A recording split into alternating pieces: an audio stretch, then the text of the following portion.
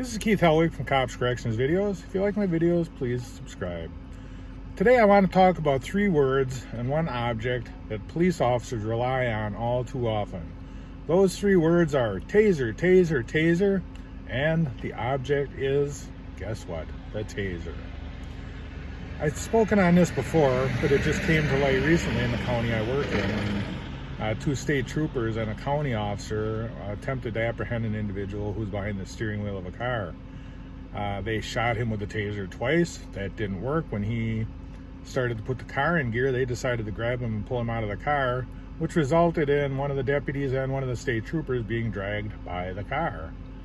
Now, the definition of insanity is doing the same thing over and over again and expecting different results. If I shoot somebody with a taser one time and it doesn't work, it's not going to work if I do it a second time. I have the old X26 taser. It's a one-shot taser. The amazing thing about it, though, as taser models have advanced and have become more expensive, studies have shown that the X26 is actually the most effective taser out there, that it delivers more juice to a person's system than any of the other newer models. But as an aside, once again, if it doesn't work the first time, it's probably not going to work the second time. It's a one-shot musket. So in a situation like that, what am I going to do?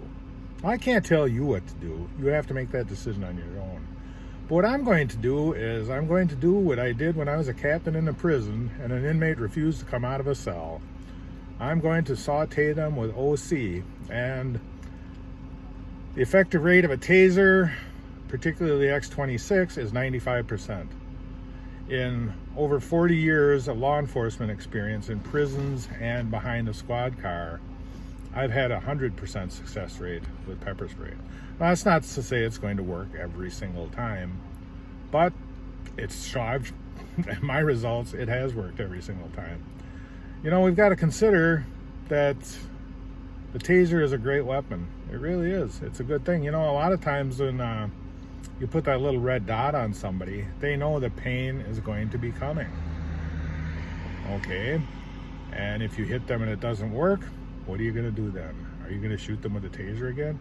Or are you going to try another alternative? For me personally, I'm not telling you what to do. I can't tell you what to do. I don't know your department's policies. But if I shoot somebody with a taser inside of a vehicle and they are still not getting out of that vehicle, there's no way in hell I'm going to reach into that vehicle and try to pull them out. I'm not going to be dragged. I'm too much of a delicate flower to be dragged along the highway and tossed off to the side. Like I said, I'm going to introduce pepper spray into the car. Now people are going to say, well, what about the other people in the car? Pepper spray is not lethal. Pepper spray is not going to kill you. Pepper spray is an intermediate use of force, and it works. I know officers that no longer carry pepper spray on their belts. They no longer carry batons on their belts because they have the miracle weapon, the taser. Well, before you consider the taser to be a miracle weapon, consider the results. Consider the incidents that you've seen where officers have shot somebody with a taser and it hasn't worked. Consider the officers who were perhaps killed because they relied on the taser when they should have had their firearm out. Every situation is different. Each situation calls for its own use of force. If the taser works, that's fantastic. When it works great. When it fails catastrophically. So consider your use of force options in each and every incident and do what you feel is best to control the situation, to stop the activity, and to make sure that you go home to those that love you every night. Until next time, this is Keith Helwig from Cops Corrections. Stay safe and watch your back.